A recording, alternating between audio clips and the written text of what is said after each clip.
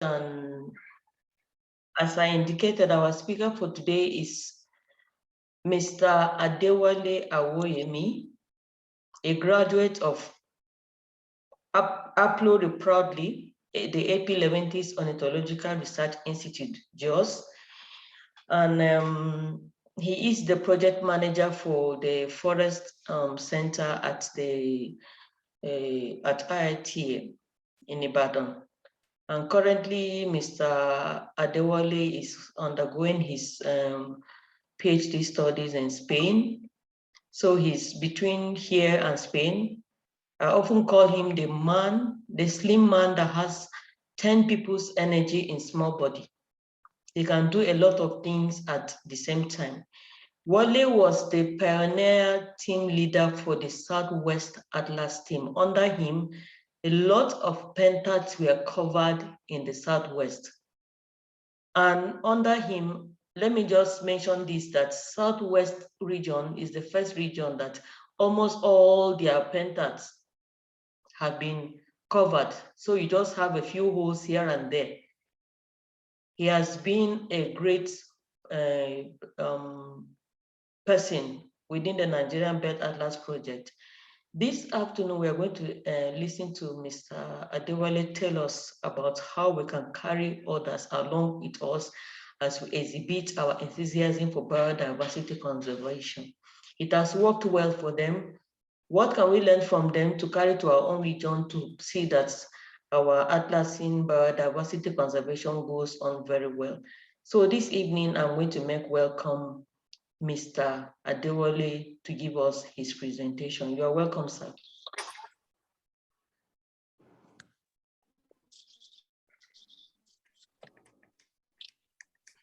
Okay, good afternoon, everyone. Okay. And I hope you can hear me. Very well, we can hear you. Okay, thank you. Thank you, the organizers of this important seminar, and also my listeners.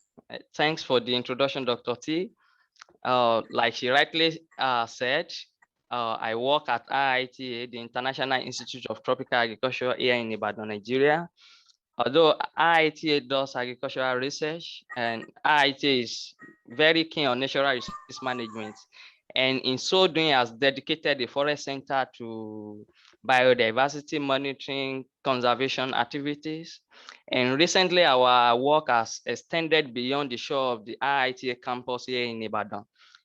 For instance, in Ogun State at Olokimeji Forest Reserve, where we just got a new project, we carry out what I refer to as community-based conservation approach in such a way that the project is driven by the local communities. There's some sort of ownership there. And I've led the Ibadan Bird Club, just like she said, for over 5 years now, since 2016, where we meet monthly to look at birds, to talk about biodiversity conservation, to share ideas. And all of this put together when the Atlas project started, I think late in 2015, the protocol was introduced to me in 2016, and I worked with a few other passionate individuals, some of which are on this call, to set up what we refer to as the Southwest Atlas team to support the Nigerian Bird Atlas project from the Southwest region of Nigeria. So all of this have given some sort of boost to my experience in terms of the engagement of stakeholders, which we'll be looking at this evening. So I started by asking, who is a stakeholder? So anyone who has an interest in an organization is referred to as a stakeholder. So if you have an interest in a particular organization, maybe in a particular team or in a particular thing that some individuals are doing, then you are a stakeholder. And then if a person can either influence an organization or be affected by the organization's decision, such person is a stakeholder. It's not only about project management. It could be in your community. It could be maybe somebody is interfering. Everything about that process with that. Yeah, it could be. Please, the person should be muted, please. Yeah, so it could be maybe the landlord association meeting in your community. If you are a stakeholder, if there are decisions will affect you or influence anything about you. So whenever you have anything that influences that their decision influence you, then you are a partaker. You are a stakeholder in that venture or maybe in that organization. And if you are an individual that has been invested in, for instance, maybe you have been trained by a department, you have been trained by an organization, then you are referred to as a stakeholder. Although you just need to identify yourself as a stakeholder. But then if you are invested, you have been invested in, then you are a stakeholder. For instance, maybe students that are trained by the Department of maybe Forestry or Wildlife or Biodiversity Monitoring, or you've been trained at APLORI. So if anything that has to do with biodiversity is to be talked about, then you'll be considered as a stakeholder. Then if your input can have direct impact on project outcome. For instance, if I say a particular thing, if I support a particular agenda, then that will have direct impact on that project, then you are a stakeholder. So if I join the Atlas team, if I see a bird in my community and I try to record it, or maybe I try to submit or send photos to the Nigerian Bird Atlas project, then you are a stakeholder in your minute environment. Now, I want us to look at the different types of stakeholders that we have. We have the users. For instance, maybe in an organization, we have a user who is probably the end user of a particular product. For instance, the Atlas data, maybe after collecting the data, there will be scientists that will need the data in the nearest future. So such are users and could be considered as a stakeholder. So such person can be considered as a stakeholder. And then we have the second one, which is governance. For instance, maybe in an organization, maybe in an NGO, you have the management board, the board of directors, you have the steering groups, whose decision is to moderate activities, to give advice. Governance is also a type of stakeholder. Another one is an influencer. For instance, maybe the atlases, those that are collecting data to support the Atlas project, could be referred to as a type of stakeholder. They have the capability to impart a project track and protect and improve the outcome of the project. So you are supporting the Atlas projects. You go out to look at birds to collect data and submit to the Atlas project. You are an influencer. You are a type of stakeholder. And lastly, we have the service providers. For instance, maybe those that are managing the website of the Atlas project, or maybe those that are supporting in terms of media, in terms of publicity, or the conservation partners. These are the different types of stakeholders that could influence decisions.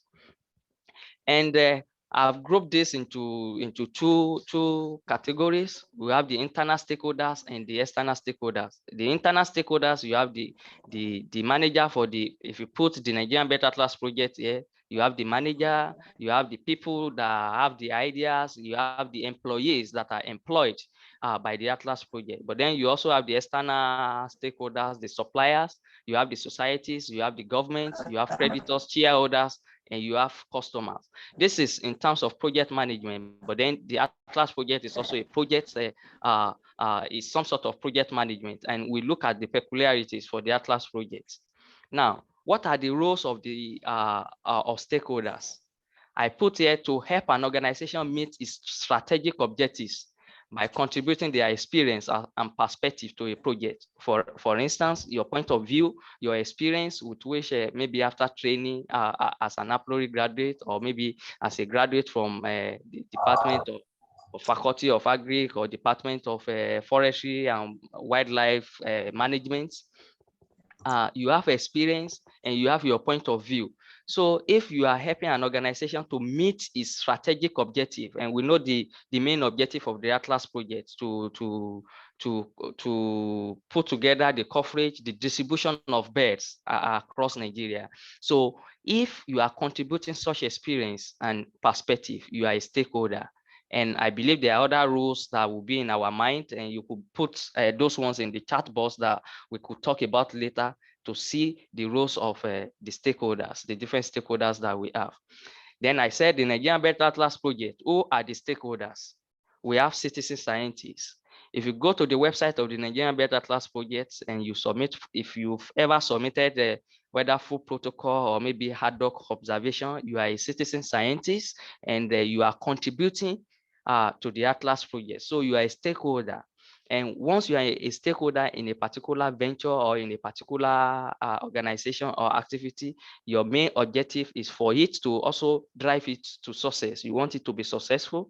So let's look at other stakeholders in the Nigerian Belt Atlas project. We have different schools, and that's why you've seen the Atlas team going around universities to institutions to talk about the Atlas project, to recruit citizen scientists to the Atlas project. We have the AP Leventis Ontological Research Institute, the Nigerian Conservation Foundation, the Animal Demographic Unit, and importantly, you could see that the bird club are spread now across the country, and kudos to the Nigeria Bird Atlas project for setting up that. So all bird clubs in Nigeria are stakeholders in the Nigerian Bird Atlas project. Even those that are not started by the Atlas project are now supporting the project. For instance, the Lekki Bird Club, the Ibadan Bird Club, you have members also recording birds and submitting the records. And we also have the Atlas teams also spread across the country. We have the Southwest Atlas team, like Dr. Talatu suggested, that has covered mostly the Southwest region of the country. You believe that the Atlas team alone cannot, centered in just cannot move around the country. You have to engage others regionally. And we also have the Arewa Atlas team also, and also others in the southern part of the country recording bird distribution and submitting to the Atlas project. And we have various governmental and non-governmental organizations. We have the national parks, because before you could enter these parks to record birds, you have to seek permission for the National Park Services. You have the police as well. In some areas where you are going, you need to get police protection or police permit to access some areas. And also the media. You find out now that in all social media platforms, people are not talking about biodiversity and talking about the Atlas project to promote it. And we also have the conservation partners. You have IIT also partnering with the AP Leventis Ornithological Research Institute to promote bird conservation. You have different conservation partners. So the list still continues. And if you have some, you could put in the chat box and we could chat about it together later. Now, how do we engage stakeholders? You know, in this slide, we've talked about those that are stakeholders in the Atlas project. So how do we engage them? First, for stakeholders engagement to be effective, it has to be objective driven. We have to know the main objective of the Atlas project, which is to map bird distribution. It has to be inclusive and collaborative. It's not a one-man show. We need everybody. You need the police, you need government, not governmental organizations, conservation partners, you need the National Park Services, you need paramilitary institutions. So it has to be inclusive and collaborative. And there has to be some sort of open communication so that everybody is on the same page. So once we have discovered who the stakeholders are in the Atlas project, the next thing is for us to plan how to engage them. So after the planning, we need to transform this into action. We have to engage them. And that's why while planning outing, the small units, the bird club, the Atlas teams in various regions will meet and say, okay, we plan to go to a particular town or a particular area to map bird distribution, to record birds. Then you go there. The Atlas project also, the team in just also provided some sort of support. So we have to transform our plan that we want to go and actually go and record birds. And after that, we also have to review and respond to challenges. You know, we've gone to probably maybe Lagos to record birds. After that, after covering, we have to sit back again and review what have we done, what are the challenges, and how can we improve on them. These are some of the things that we have to look at in the engagement of stakeholders. Now, like I said, I talked about the objective. It has to be clear and concise. The vision, the objective of the Atlas project or any project you want to engage stakeholders in, it has to be clear. The objective has to be clear to everybody. You don't have to explain too much before everybody has a grasp of a grasp of what the project is all about. The objective, you can have objective, but then at times it's not clear. People don't understand. I've been to different groups and some people say, no, I don't understand what this group is all about. So it has to be clear and concise. And the simple message of the Nigerian Bird Atlas project is to map the distribution of birds, to know where they are, to engage citizen scientists, and also build capacity. Then there should be some sort of integration of ownership and cooperation. From this diagram that I've put here, we know that for especially in terms of natural resources management and biodiversity conservation, people have to take ownership. Like a particular project we are managing at Olokemeji. Like I said, the project is driven by the local communities. You don't expect maybe an outsider to go there to cut down the trees we are planting or to take cattle there, because the employees are from the local communities. They are taking ownership. They know that their livelihood depends on the forest. So you don't need to preach to them to protect the tree, because they know that their livelihood depends on it. They know that they are getting employment from it. So in any project, for it to be sustainable, for you to effectively engage stakeholders, there should be some sort of integration of ownership. People have to take ownership of the project and see it as ours and not that of people at Aplori or that of the Atlas team in Jos. It is ours. It is about biodiversity that we need to protect. Now, after doing that, there is some sort of, I'm talking based on experience, you need to identify, encourage, and empower passionate individuals. Although there are lots of people that will join hands to make sure that you achieve your project objective, but then there are some individuals that are very active, they are passionate. If you are able to identify those individuals, you encourage them, empower them, then what you have is success, like I've put here. For instance, the team in Jos cannot move around the country to look at bird distribution or to do that. But then you have somebody in Ibadan that you could empower, that you could train. That person is enthusiastic. The person is courageous, is passionate about this vision.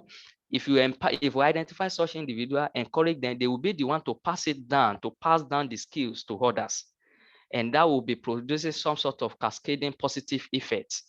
So identify those individuals, encourage them and empower them. And before you know it, they will ignite it.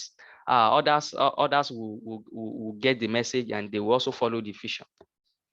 Now, how to engage stakeholders. Another point is to listen to comments and also suggestions. And you could see here, you don't run the project as an island, because people have been to different sites with peculiar problems. Maybe what is obtainable in the north is quite different from what is obtainable in the west, or maybe in the east or south. So you have to listen to comments and also suggestions from the groups. So you sit down and discuss and brainstorm, and before you know it, the plan will solidify, and whichever lapses you are having or the weaknesses will be surmounted, because you are listening to comment and also suggestions. It is also important to meet, to carry out what I refer to as group meetings. It could be via WhatsApp, it could be via Zoom. It's better, and this is very important in order for you to carry along the team members so that it will not be a one-man show. It's when I was the team leader of the Southwest Atlas team, we normally run this, and the Southwest Atlas team still does that. Before any outing, we call a meeting on WhatsApp, on our WhatsApp group. There will be an individual who is willing to host the team, maybe in their town, maybe in Osun State or in Ogun State or any state. So we call that meeting to plan. This is the date we are going. This is the park from where we bought vehicle to that town. This is the hotel we are staying. This is the grouping of the Atlas team. Maybe a group of 2 or 3 people will go to different pentas. Then in this group meeting, we also select the pentas we are covering. If we look at the graph, we know that, okay, this particular penta that has been covered, this has been covered. And so it's quite important to do group meetings and carry people along. Other thing we need to consider is engagement and delegation of duties. You could see me here sometime in September this year, presenting or maybe supporting the establishment of a bird club in Ondo State. The team in Jos cannot be everywhere, and because I was going to that direction, I said, okay, Wale, can you just support the establishment of this club and for the Atlas project? So there's some sort of need for engagement and delegation of duties. Only you cannot do it. If you engage people, if you delegate duties, then they feel among there is some sort of ownership. Then they see it as ours and not only that of the JOS or maybe the project team alone. Although after it is good to engage and also delegate duties, it is more important to also supervise and coordinate activities. Even after going to Ondo State to establish this club, to train people about how to use the bird lister app or how to record birds, about bird identification, there's still some sort of supervision from JOS. You see the JOS team following up, Wale, so which stage are you now? Then we brainstorm, we talk. They say, okay, can you give us a short report of what you have done? And we do that. And that's very important for sustaining the project. Now, in order for us to effectively engage stakeholders,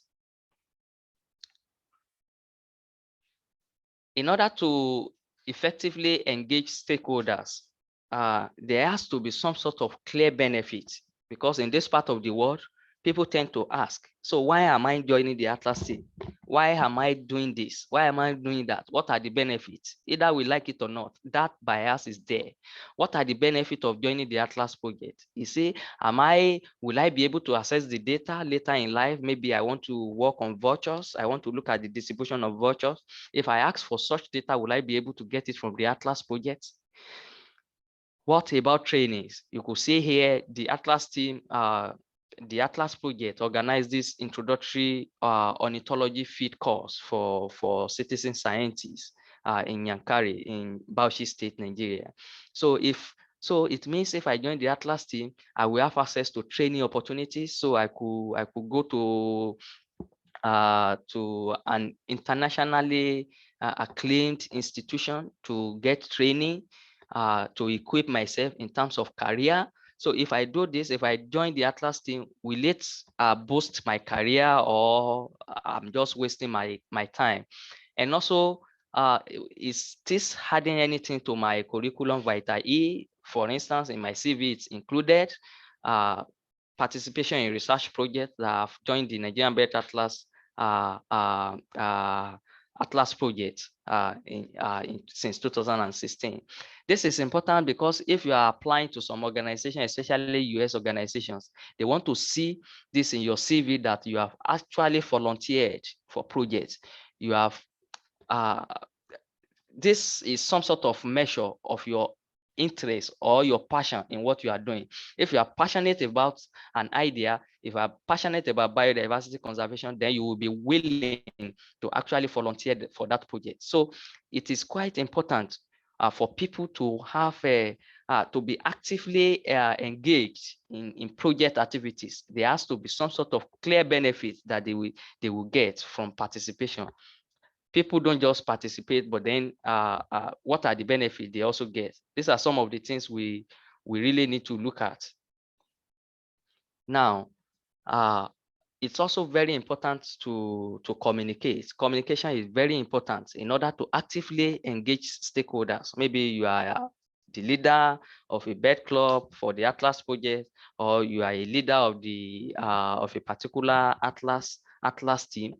There is need for effective communication. For instance, you have to send notices to people that at so time we'll be going out for atlasing, and there will be notice, and that's why you have the Ibadan Bird Clubs doing that monthly. So about maybe 2-3 days before the commencement or before the outing, there will be a notice like this that people are encouraged to join the bird club or maybe to join the Atlas projects for going out. There is need for doing that notices. And it is very important, especially for the leaders of the Atlas teams and also the projects, to a way of engaging them, or a way of getting their buy-in in the project is to do something or to promote what they do. For instance, during outings, you see that some people will be passionate about butterflies. Some people will be passionate about photography. They don't care about your binoculars or about what you are doing, but they are contributing. A way of doing that is, or what I do is, part of the bed, the photos that I use for notices, for encouraging people, for inviting people to join the Ibadan Bird Club, is to use their photos. So I just say, okay, species Ibadan Malembe photographed by AAA. Then the person will be so passionate, the person will be so happy that, oh, I took this photo. Then the person will share that notice with his colleagues. You have to be there. Maybe if you go there today, I will be able to snap this. I'm telling you from experience that this works a lot if you include it. And don't let it just be about you as the leader of the team or as the leader of the bird club. Use what others are also contributing. It mustn't be bird alone. It could be other TASA, but then make sure that you rotate this and carry them along so that they see that you are really appreciating what they are doing. And it is also very important for them to have feedback in terms of reports. So after each monthly outing, let them know, be very open to them that, okay, we propose to cover 20 pentas, but in the end of the day, at the end of the day, we were able to cover 15 out of 20. Then we spent so amount, especially that financial aspect. You have to be very open so that they see that, okay, this is ours, and that they are carried along. It's very important for you to give notices and report. And in giving your notices, you have to carry them along, incorporate what they like, not only about you. Now, I said appreciation. One thing that the Atlas project has done is to organize some sort of challenge to encourage people. You see, they organized this home painter challenge in 2020, which was very bright. And you see people contesting, and in the end of the day, they get some sort of support in terms of equipment to appreciate them. And another thing they do is to this certificate they give to people maybe after covering 50 pentats, or maybe after covering 100 pentats, they give you a certificate that, okay, so person has contributed so number of pentas, and we are happy, we appreciate it. So it is very important to appreciate stakeholders, including maybe the board of trustees or maybe the advisors. You have to appreciate what they are doing. Like in Yoruba people used to say, that once when you praise somebody today, that person will be willing to do tomorrow. But then if you don't appreciate them, or maybe because of the little thing you are giving them, and after all, we paid for their transport and the rest of them. No, there is some sort of risk involved. We have to appreciate them. We have to appreciate their effort. We have to promote what they are doing online as well, so that it's not all about the Atlas project. It's also about capacity building of those that are contributing. And then we also need to listen to their challenges, maybe in terms of equipment, in terms of field guides. We have to tackle all of this in order to effectively engage them. For instance, maybe when we started a particular bird club, or maybe the Atlas team, they were about maybe a team of 5 people, and they are now growing. Definitely they will need more equipment to support. Even if we don't have the money, there's a way we can encourage them and see that, okay, we have people that we can fall back on. So it's quite important to appreciate them. It is quite important to also tackle their challenges. And on this note, I would like to acknowledge the following: IITA Leventis Foundation, Nigerian Conservation Foundation, APLORI, also the Atlas Project, for giving me this opportunity. Thank you for listening, and I will be willing to also hear your contribution. Like I said, this is based mainly on my experience, and we could have experiences from you as well, maybe from your outing. So I will just give that opportunity for us to listen to what you have to tell us in terms of your contribution. Thank you so much. Dr. Talatu, over to you. Well, thank you very much, Adewale, for this very interesting, captivating presentation. I learned a lot. Thank you. Without much talking, I'm going to just give the opportunity to people that have questions to ask. I've not seen any question in the chat box yet. If you have a question to ask, you can just put up your hand. If you have a question for the presenter, just put up your hand and ask your question. Okay, I think I have something in the chat box. Zainab is asking for the presentation to be shared. Sure, we are going to send out the video. We share the presentation with everyone. Most times at the end of every webinar, we upload our videos to our YouTube channel and share it also on our Facebook page. So, of course, this presentation is going to be made available. Thank you very much, Wale, for this interesting presentation. The floor is open. Does anyone have a question?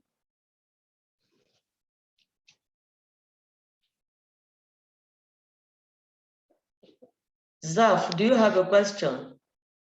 Nanchin says, well done, Wale, for interesting presentation. Clap.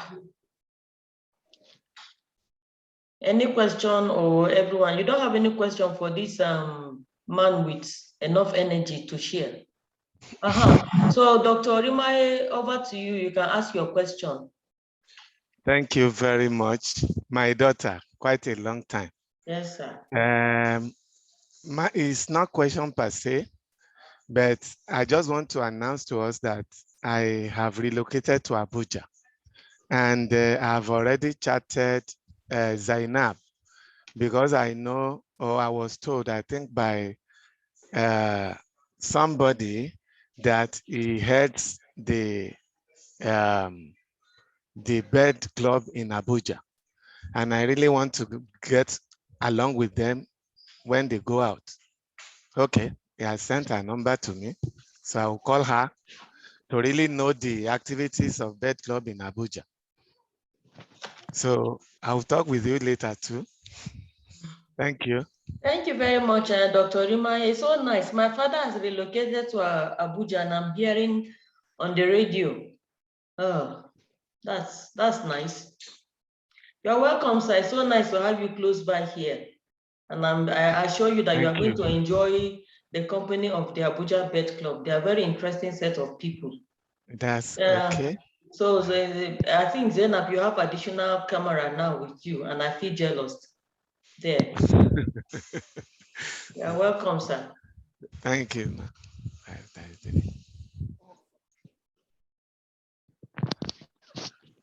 Does anyone have a question or comment or something to add? Nanchin, do you want to say something? So now I'm going to take Godwin. Go ahead and ask your question, Mr. Godwin. Say that. Yes, good afternoon, everybody. I want to really appreciate Mr. Wale for that wonderful presentation. It was really a one shared from personal experience, not what he read from the book. Now, I want to ask a question about reporting, because I know in CESA most times when we are reporting, we write to Just team, then we copy the executive members. So I want to ask, will it be also okay if we copy all the members of the Atlas team when we are reporting to the Just team, or we should just copy the executive members and the Just team? Thank you so much.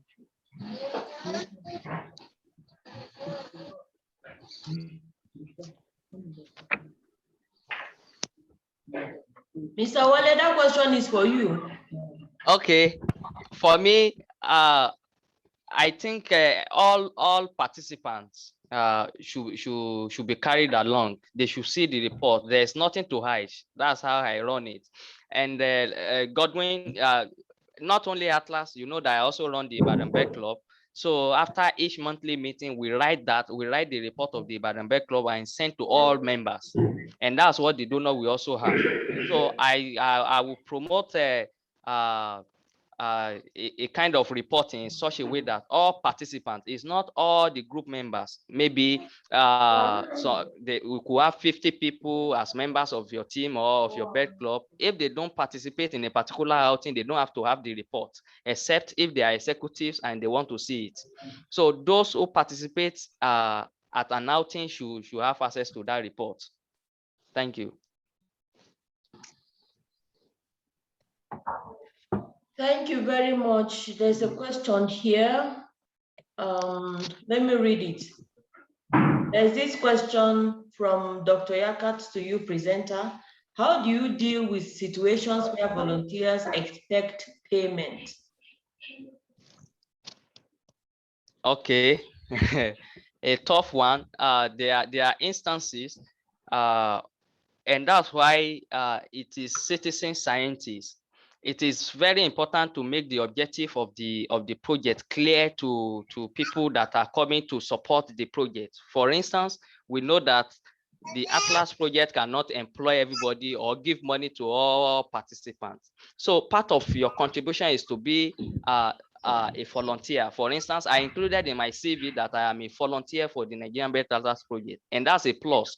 There are several applications that I make, and I included that I volunteer for this Atlas project. So one thing to do is to make the objective clear to them that the Atlas project is not employing, and we are recruiting citizen scientists that will volunteer to help the Atlas project, and that Atlas project can reduce cost in terms of maybe supporting their transport, so you don't have to spend too much of your money, or maybe supporting their meal a bit.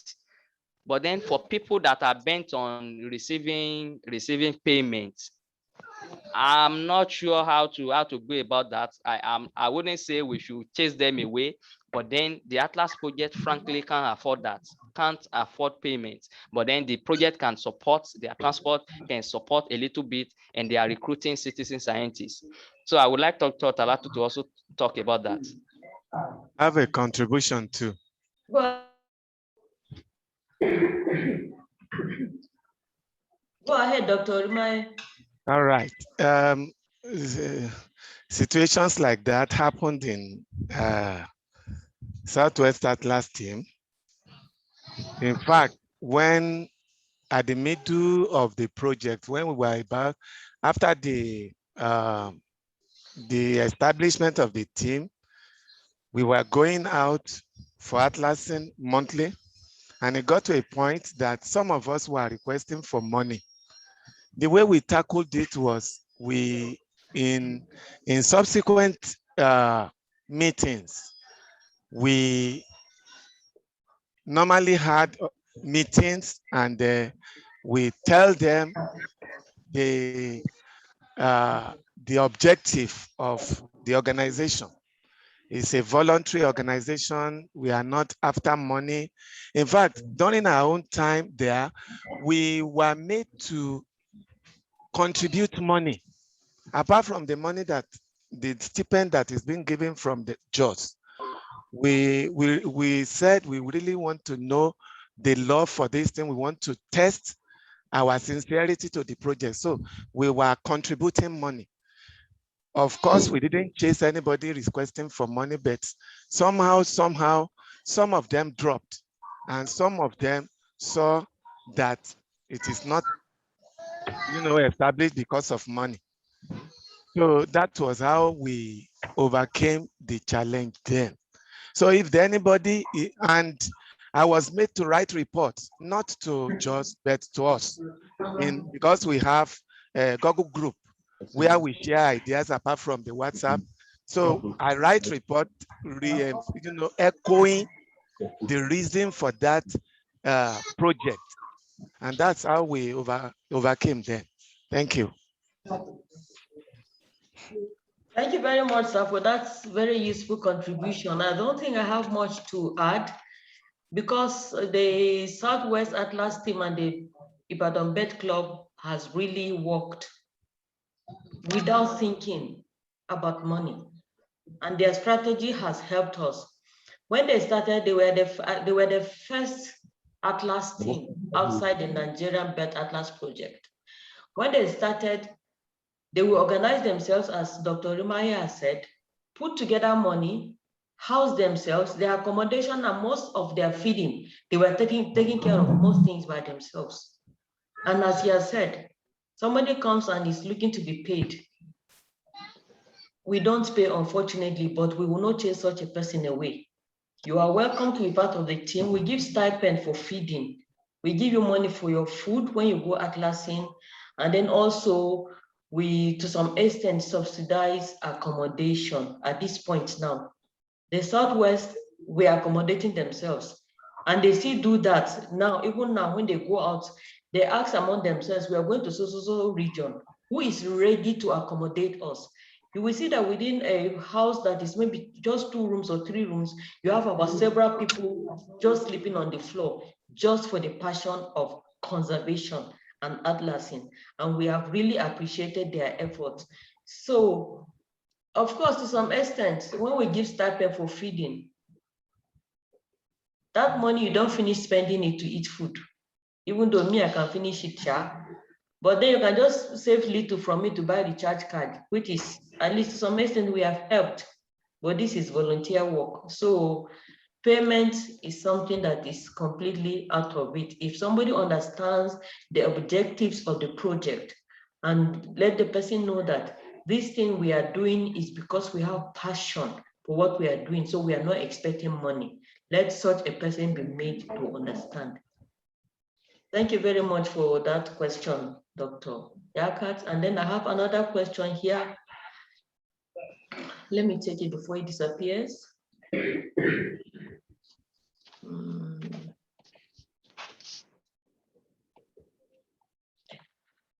I can't get it. Somebody put something about if you're passionate.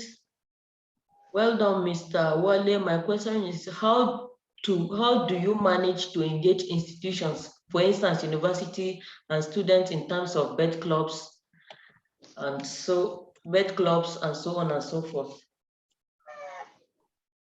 In terms of establishment of, is Kelvin, can you ask your question, because it seems to be away from the chat box? Hello, Kevin, please, can you unmute yourself and ask your question if you are there? Thank you. Yes, I'm here. Sorry, I'm in a very noisy environment. Okay. Okay, so my question is about how does Wale engages institutions, most especially when there is no applied graduate or someone who is passionate about nature in such institution. How does he manage to do that? And in terms of running it, I don't know if you get my question. Yes. You can mute yourself now. Then I can answer. Thank you. Okay, thanks for that question. I don't agree that there is an institution whereby you won't have somebody who is interested in nature. I won't agree with that. But then it's just how to identify such individuals. Just like I said, you really need to identify an individual. So I will ask by saying,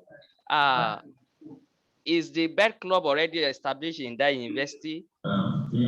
Or if the bed club is not established, because if the bed club is established, then there must be a driving force. There must be somebody who established it, who had that vision or that passion for biodiversity conservation.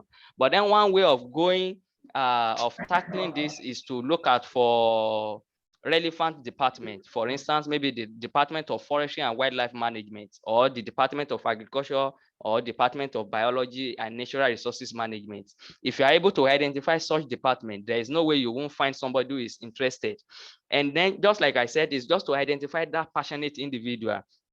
Once you identify such individual, then you can empower, you can build capacity, you can empower such individuals, and that person will pass down the skill down to others. So if you are thinking of a particular university or a particular institution where no bed club exists, or maybe Atlas team exists, what you need to do, and you want to establish one in that institution, is to go to a relevant department, maybe forestry, wildlife, or something like that. then identify maybe the head of department, or maybe, for instance, we also set up what we refer to as the conservation clubs. In Southwest Nigeria, we have about over 40 of them from RITA. What we do, there are some schools that we are visiting for the first time. It's not that somebody invited us. We just go there. What we do is just to meet the school management. From the project proposal, we have what we call the synopsis, maybe a small summary of the whole initiative, of the whole idea. We have already printed it in our hands. Then we'll go and meet the school management that, okay, school management, we have an idea about this, which is similar to the JET clubs that they have in schools. And these are the ways of engaging the student. This is the donor, and this is our aims and objective. The management will tell you the right persons straight away. This is based on experience that I've done in more than 10 schools in Southwest Nigeria, not only in Oyo State. So they will just speak, oh, there's this geography teacher. The last time I saw he was looking at flower. They will tell you the right person straight away, and that will work. And because the oga at the top, so to speak, is the one calling the teacher to do this, the person will do it in such a way to impress the boss. And before you know it, you have positive output. So in a place where you don't have anybody or nobody is showing interest, just go and identify the right people, have the summary of your idea printed. You know, in some schools, they like it printed. Print about 2 copies. And maybe you have it signed by JOS, by people in JOS, that this initiative is standard, it is legal, and these are the documents. Before you know it, they will even promote it more than you. So thank you. Thank you very much, Adewale, for that straightforward answer. I hope that is okay for you, Kevin. I believe you're happy with that answer. But if you have more questions, you can always contact Adewale at any time. I'm sure he's available to answer, to take more questions after now. Ajima, please ask your question. Hello, good afternoon, everyone. Afternoon. I'm glad to join you today, and thanks to Adewale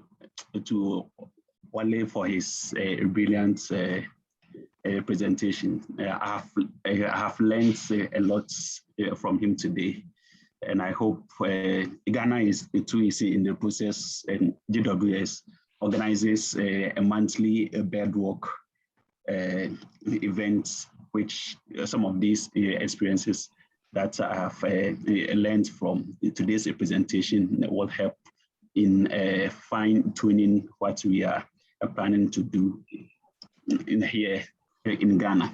So I would like to ask, this is a general question, that through the bird clubs in Nigeria, I hope the data shows a lot about biodiversity.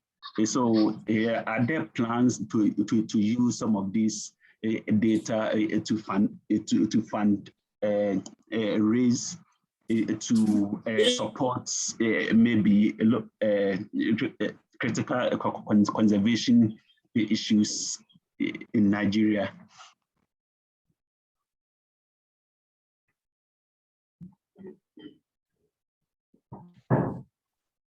Okay, I think Dr.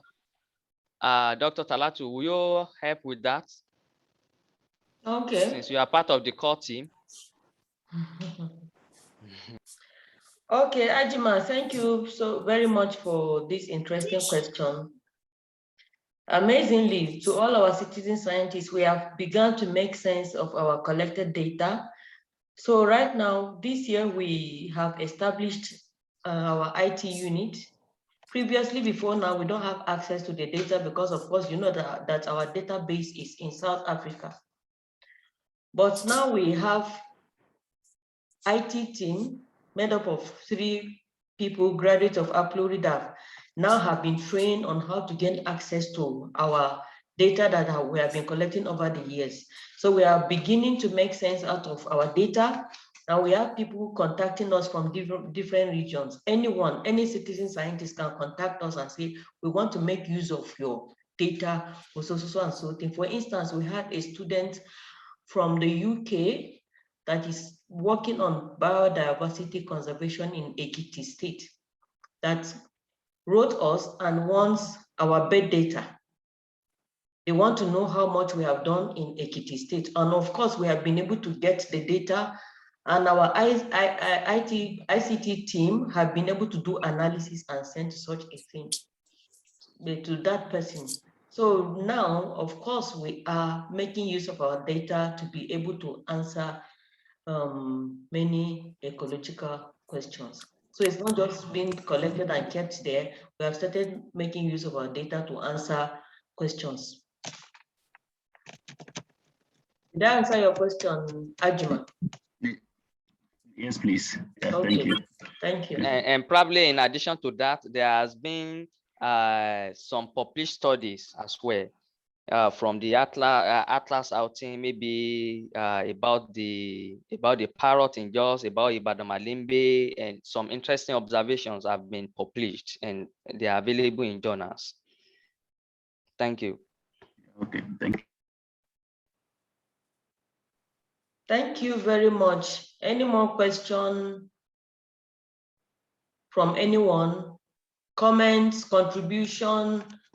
Yes, Zaf. Please unmute yourself. Unmute yourself. Yes. Thank you, Mr. Wale, for this wonderful presentation. Mine is just trying to know whether there is bird club in Rivers State, Port Harcourt, because I have relocated to Port Harcourt. Yes. That is very, very nice. It's nice to hear. In fact, I said I was going to ask you at some point if you are in Port Harcourt, because I've been seeing posts from you in Port Harcourt. So I was wondering, are you down to Port Harcourt now, or you just went to visit? It's so good to hear. We actually there was, or there is, I don't know whether I should say there was or there is, because it's not functional. There is Port Harcourt Bird Club, and of course, our representative from the Southeast, South region is on this here on this meeting, Mr. Kevin Ayos. He's our representative there, coordinating bird clubs and establishing bird clubs. We have tried to follow it up after we visited the leader of the Port Harcourt Bird Club. He's a lecturer with the university. We went there, donated materials. After we left, nothing happened. And I've tried to talk with him severally, and he's not responding. And we are making efforts to try and see how we can either reactivate that bird club or establish another bird club outside that bird club. So definitely, Kevin is going to get in contact with you to see how we can reactivate the sleeping bird club in Port Harcourt. Thank you very much. Okay, welcome. Thank you. I really appreciate it. Yeah, welcome. Any more comments, contribution from anyone? If we don't, Olatunji Olumide, ask your question, Tunji.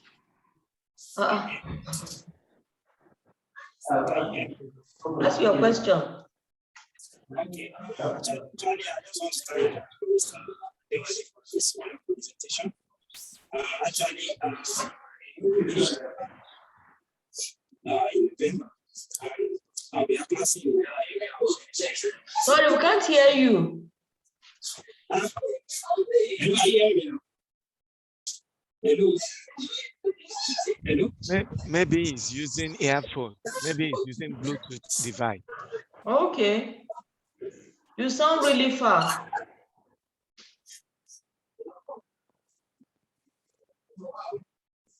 Hello. Yes, Yeah. please. Hello. Go ahead. Can you hear me? Yes, go ahead. Mr. Adewale, thank you for the wonderful presentation. Actually, this is only from national. Hello? Sorry, we still can't hear you. You seem to be echoing. Hello? You don't use any device. Use your system or your phone directly instead of using Bluetooth device. It is the echo.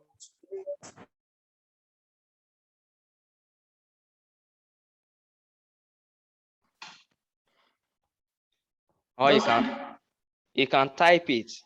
Yes. So please, you can just type your question into the chat box, Tunji.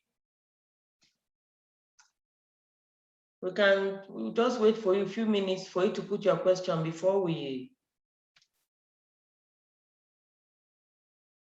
Any more question, contribution? While we are waiting, question in the chat box.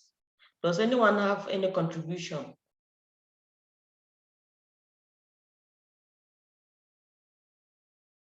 Nancy, you don't want to say anything? All right, good evening, everyone. Good evening. Thank you so much, Mr. Wale, for the interesting presentation. Yes, I just have a little contribution, if I may say. Talking about stakeholders, I believe that it's very important that every other person should be actively involved in moving a club or an Atlas team. Because, hello? Because the thing, as you see, is that sometimes in some of these clubs, we just allow the whole thing to be on just few of the selected leaders, which can be so cumbersome at some time. But then if we can all be actively involved and share our own ideas, I'm very sure we'll be able to attain success in a shorter while, instead of allowing just a few individuals to keep running the affairs of things all the time. Thank you so much. And thank you everyone for joining us today. Thank you very much, Nanchin, for that useful contribution. Definitely when you work in a group, you carry everybody along. You get to have it finished quicker than you think. And then the load becomes lighter. So just let's have the habit of carrying people along, and then transparency is very, very important when you are dealing with a group of individuals. It's often easier to deal with animals and human beings. If someone does not understand just a dot, you wrote a sentence and you put full stop. If somebody does not understand, that full stop, the person can use it to tie your neck. So when we work in a group, we try and carry everybody along. In the absence of any question or contribution, I sincerely want to thank you all for making time to join us. Thank you very much, Mr. Adewale, for this useful presentation. I'll tell you that I learned also from what you said. And of course, I'll try and put it into practice. Thank you very much, sir. So before we go, can we all unmute ourselves and say goodbye and good evening and good night and so on and so forth? Just unmute yourself and then video also, so that we see ourselves and say goodbye. All the long time no see people, let's see ourselves. Thank you. Of course you. My father, my father.